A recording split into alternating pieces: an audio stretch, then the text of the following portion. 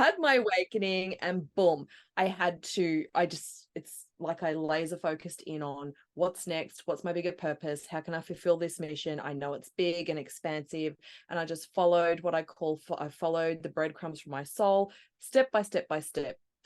Now, in my first 2 years of business as a healer, I was originally a Reiki healer. Yeah. And again, I felt in my soul, it's so much bigger than this. And that's Yeah. why I have a special place in my Oh, heart for working with healers. yeah. I realized in order to be successful, we live in a digital world. I've got to get my face online, and I was super uncomfortable with that. So my first 2 years in business was just learning how to run a business. Yeah. Then once I felt like I had that rhythm down pat, I was like, cool, now how do we take this further? How do I start making some good money doing this? And there was 3 core wounds that I talk about regularly, that I cleared for myself, that I clear with my clients, and that is the witch wound, the ancestral wound, and the prostitution wounds. These three, Mm. they're 3 major wounds that play out in businesses.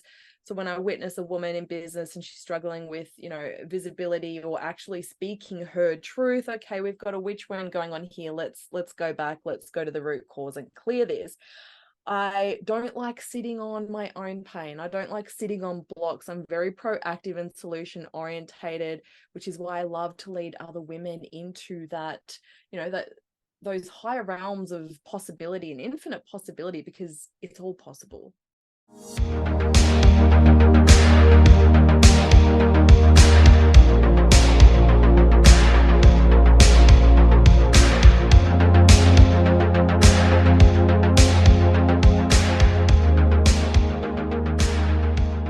Okay, so welcome everyone. It's lovely to be here with you for yet another episode of Through the Magical Door. I am super excited for my guest today, and I'm here to introduce you to the lovely Sarah. Sarah is a founder of the globally recognized New Earth School. She's built a soulful 6-figure business and co-created 5 best-selling books around spiritual entrepreneurship, lifetimes of experience. She has mentored hundreds of heart-centered entrepreneurs to ascend spiritually and enjoy the first 5-figure months in support of expanding their soul mission.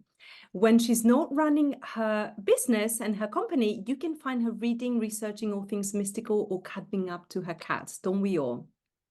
Sarah, it's Yeah. so lovely to have you here. Thank you so much for being here. Thank you for having me. And also, just to say, I've realized as I was introducing you that you were in my dream space last night. You came into my dream, and I don't have people coming into my dreams very often at all. So I'm very excited about the conversation we're just about to have. Awesome. Love it. So, really loving that you are such a promoter of newer spirituality and specifically entrepreneurship for spiritual entrepreneurs. And I really want to sort of start from there, if that's okay with you. Absolutely. I want to ask you about what is there to look forward to in newer spirituality, new earth living, and entrepreneurship. And what are some of the shifts that we are needing to experience and to go through in order to sort of adjust to new earth living, working, loving, and all the rest? Yeah. I'm curious to know your perspective on this. Mm-hmm. I actually put a book together specifically for this reason, because it is my life's mission. It is my passion, and it's our reason for being. It is why we're here. Spiritual entrepreneurs and light workers, we have a destiny to fulfill, and that is to usher in this beautiful new earth paradigm, for the liberation of all beings, for that beautiful utopian world that some of us think is a myth or a far off dream. But I really believe that we can do it in this lifetime, and it just takes all hands on deck, being the change, leading with love, leading with service, and being really aware of how we navigate the world in regards to our own triggers, judgments, and all of those things that just cannot come with us into the new earth paradigm. It starts with us. We are in such a pivotal time in human history, and I want to see this happen in our lifetimes. Yeah. I Yeah. really Oh, do. I love that. Yeah, go ahead. It's got to be done. And I love that you mentioned about the shadow stuff, the triggers and all the stuff that we kind of, in a way, I guess, act up as kind of like sabotaging points in our lives and stopping us or getting us to hesitate from really showing up in our lives. And I really love that you particularly promote and support people who are entrepreneurs to reach the 5-figure months. And, one of the things that I notice, having been in my spiritual path for a while, is often we get like spiritual seekers who never find, right? Like we are constantly in seeking mode. And what I love about what you embody and what you do in your own work and who you support is that you actually kind of taking it a little bit further. Great, let's seek, let's kind of look towards, let's try and understand ourselves, let's grow, but let's also like create some great stuff with it. And particularly in such a tangible way, and that financially really kind of creating viable businesses. So I would love to know, because I feel very excited about this topic, I would love to know, particularly for you,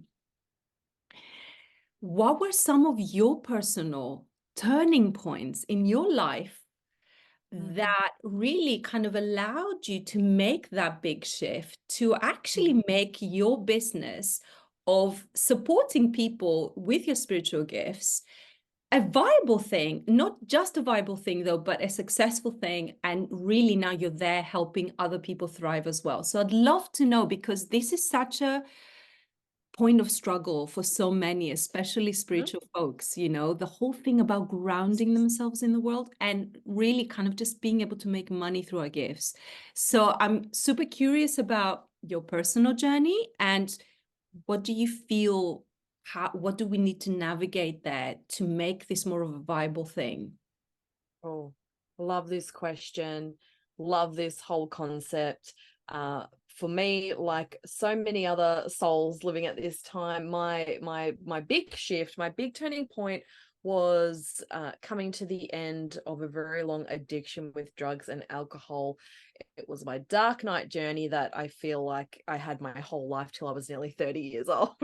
Had my awakening, and boom, it's like I laser focused in on what's next, what's my bigger purpose, how can I fulfill this mission? I know it's big and expansive, and I just followed I followed the breadcrumbs from my soul, step by step by step. Now, in my first 2 years of business as a healer, I was originally a Reiki healer. And again, I felt in my soul, it's so much bigger than this. And that's why I have a special place in my heart for working with healers. I realized in order to be successful, we live in a digital world. I've got to get my face online, and I was super uncomfortable with that. So my first 2 years in business was just learning how to run a business. Then once I felt like I had that rhythm down pat, I was like, cool, now how do we take this further? How do I start making some good money doing this? Had my awakening, and boom, it's like I laser focused in on what's next, what's my bigger purpose, how can I fulfill this mission? I know it's big and expansive, and I just followed I followed the breadcrumbs from my soul, step by step by step. Now, in my first 2 years of business as a healer, I was originally a Reiki healer. And again, I felt in my soul, it's so much bigger than this. And that's why I have a special place in my heart for working with healers. I realized in order to be successful, we live in a digital world. I've got to get my face online, and I was super uncomfortable with that. So my first 2 years in business was just learning how to run a business.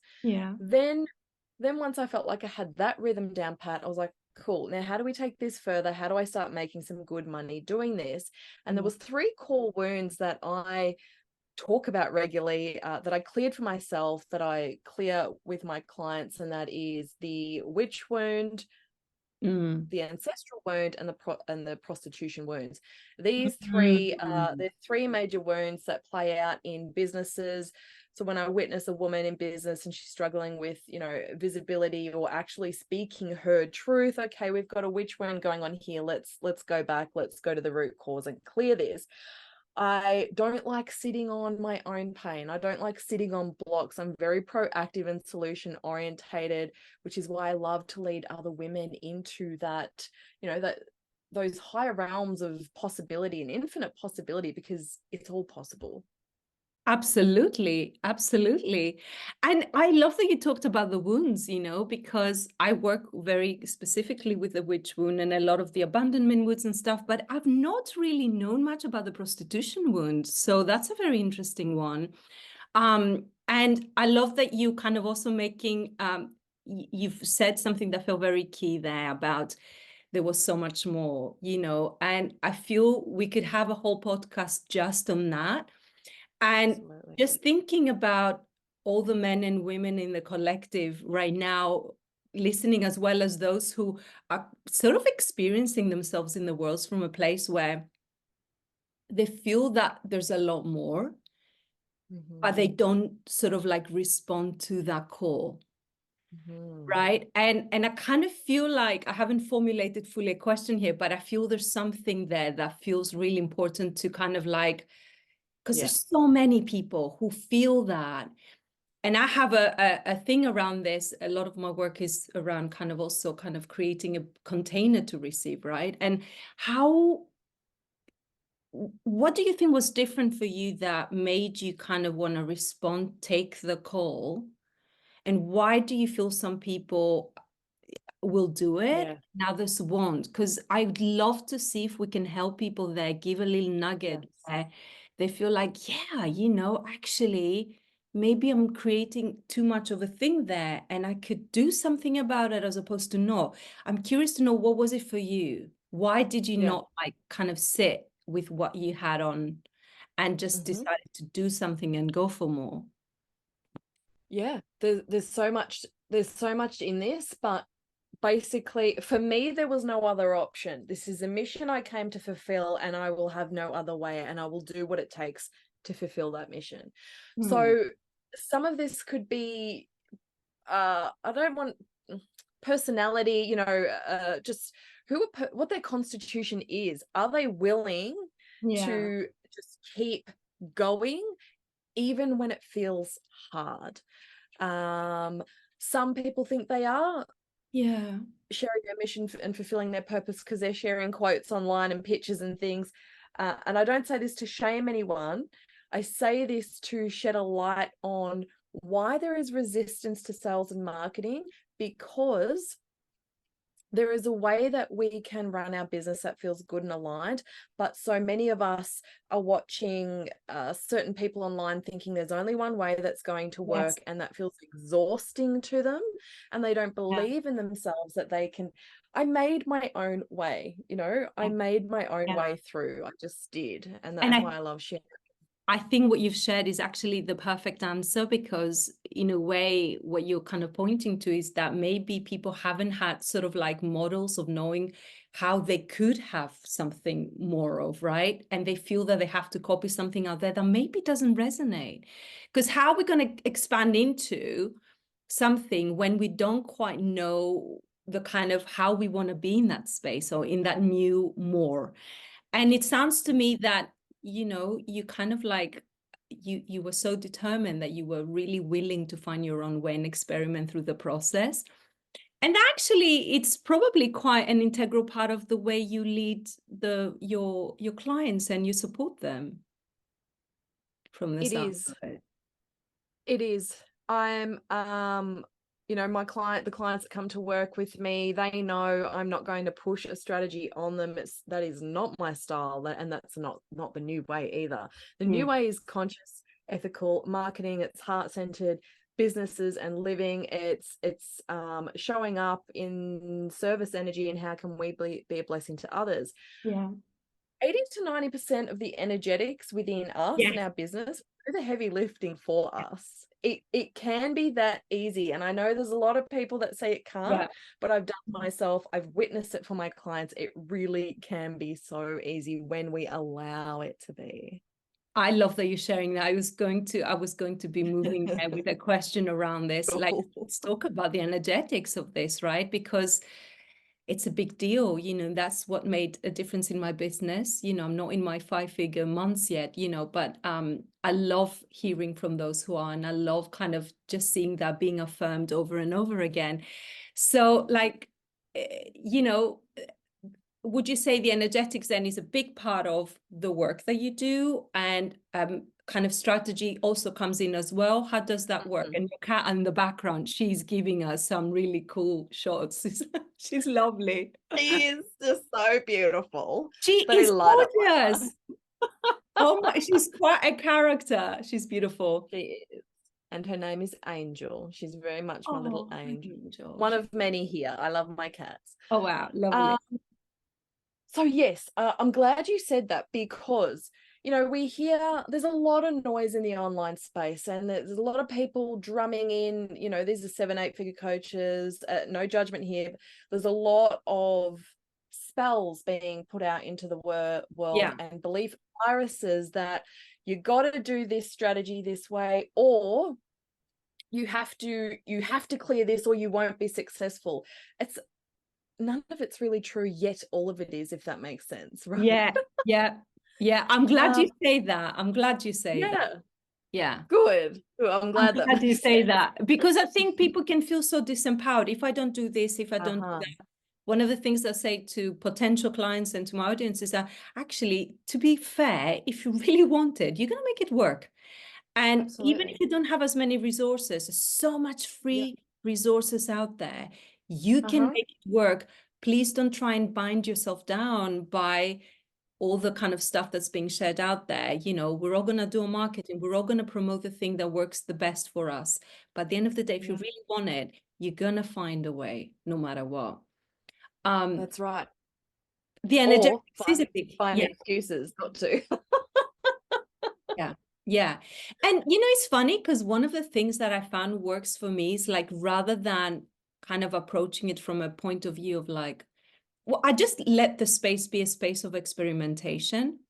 And one of the second mentorship I started teaching, my guides told me to call it playground, because it was like it's a playground. It was a shamanic playground. And it was like, we're all exploring.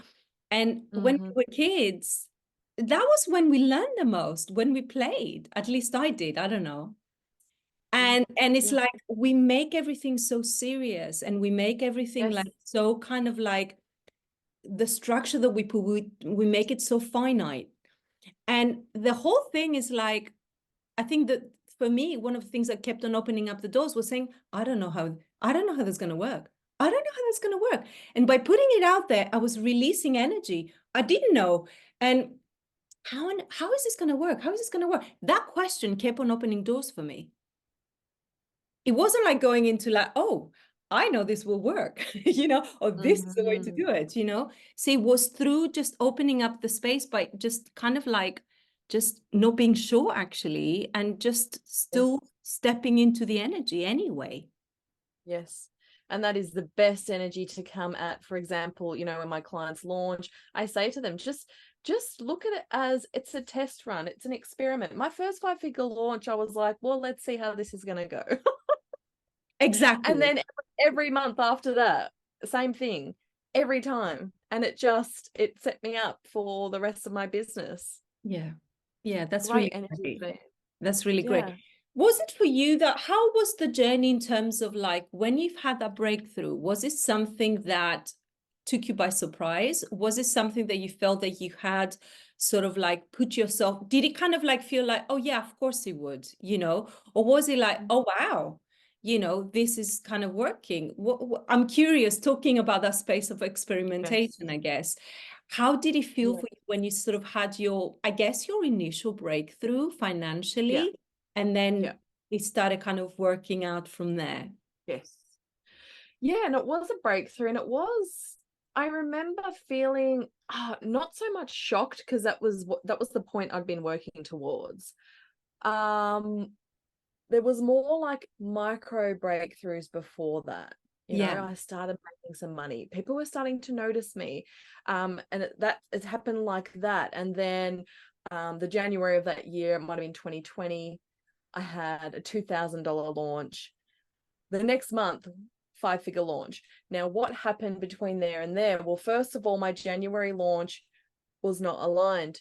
I was working with coaches who told me the niche I should be working on. They also told me not to share about my addiction, and it didn't feel right in my soul.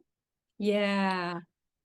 And then I decided that's not how I can do business. It has to be. And actually, it was a witch wound class and program that I'd launched, and that set me up.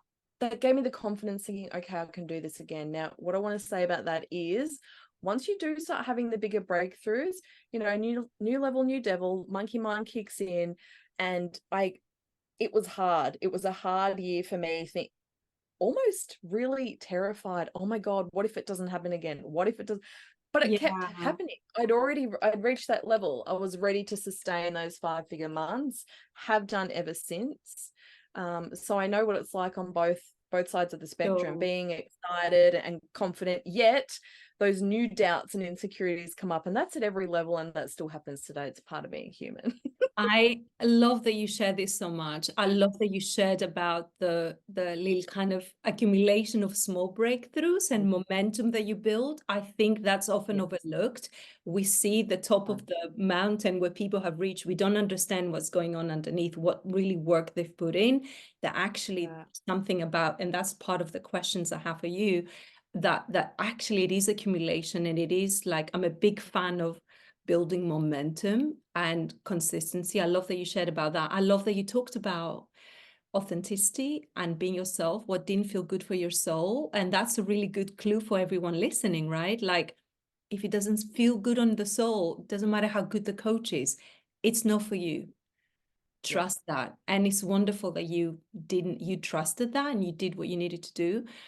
And that you've kind of like just really fully then stepped in and kept on showing up with this. I really love that you shared this about the journey. And I'm curious to know, because there's something about what you've shared to me, again, comes back to the whole thing of consistency. What do you feel are some maybe of the reasons? Why do you feel people kind of like don't sort of do consistency? Why is this such a big issue, particularly with spiritual folks? It feels like it can be a disease, you know? And this Exactly. whole, and how can we talk about this notion of, on one hand, yes, freedom, yes, expansion, yes, like sovereignty and truth and all that and spontaneity, but where does it have a space, you know, discipline or showing up, consistency, all that kind of stuff? I want to hear your perspective on this. Yeah, absolutely. I see it a lot. I, you know, obviously speak to a lot of spiritual entrepreneurs in my world as well. What I've noticed is it could be a couple of things. One is it's just they don't want to, and I don't want to shame I anyone, love it. but you know, it's like you either want to do it or you don't. A lot of people want the money, they Yes. don't want to put in the work. Now that's that aspect. Yeah. The other aspect of this is sometimes it can take just a slight mindset shift. Look, are you willing to post content every day for 5 days? Or how about we look at it as, are you willing to share your mission and your message with people 5 days a week? Yeah. Like, which one feels better? And if neither of them do, I would be inviting my client to really, and I have asked, is this really what you want? Yeah. And Oh, thank finally, you for calling it as it is. Yeah. yeah, we must to be of high service too. So finally, let's say, nope, they want to do it. Yes, they're actually doing it, but there's still sticky energy around that. I go into, okay, have we got some distraction energies affecting this light worker, which Yeah. happens. It happens quite a lot, actually. Yeah. Yeah. I think that makes perfect sense, but I love that you started with the point, first of all, do people really want it? And some people maybe don't. And just getting really radically honest with ourselves about that feels really important, right? And the journey, and to really get our priorities right. So I love that you kind of called it as it is. And then it's this thing about, there is a lot of distraction, especially in our modern living. There is so much distraction, and it's so easy to be sort of like, to lose that sense of focus, you know. But I guess hopefully with a little bit of like good leadership and support, you know, that can be honed in, and that's also where energy work is really powerful, to get clear that shit. Absolutely. Yeah, so I've really loved that. I have a question to ask you about well, two things actually. How important do you think the role of suffering is in our growth? Because, you know, there's a little bit of a debate around it sometimes. I feel like, well, you know, especially talking about New Earth and all that, you know, because I'm a big advocate of shadow work as well, you know, but it's this thing of like, how does suffering can be kind of like, in a way, fuel, alchemized fuel, become alchemized fuel that is actually helpful towards a growth? Or do you feel like the other school of thought that actually we don't have to suffer? We can like da da da. You know, I'm just curious to know about your experience, Yeah. obviously knowing your background as well. The old paradigm, I guess it was necessary to suffer those dark nights of the soul that led us to our spiritual awakening. Well, we now have new souls being born that don't need to go through that.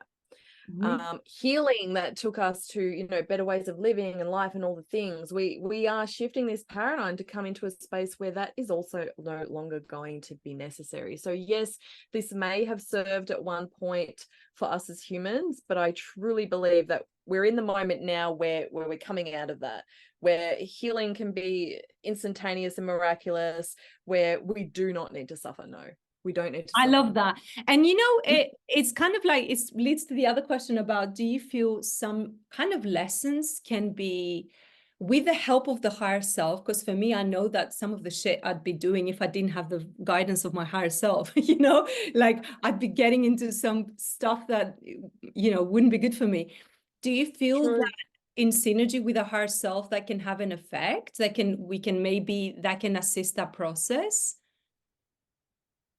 So sorry, I just want to clarify. Are you asking if a connection with the higher self helps us I guess kind of to not go through as much suffering, so that we can evolve in a way that is a little bit more kind of less, kind of difficult in that way.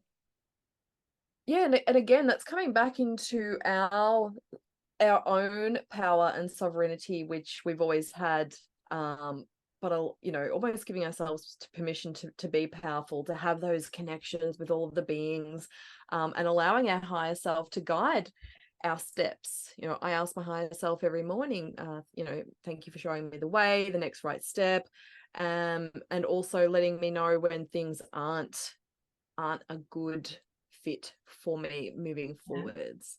So they definitely can help you stay on the right path, although there's no wrong path, but some of them can lengthen the process. Yeah, absolutely. Yeah.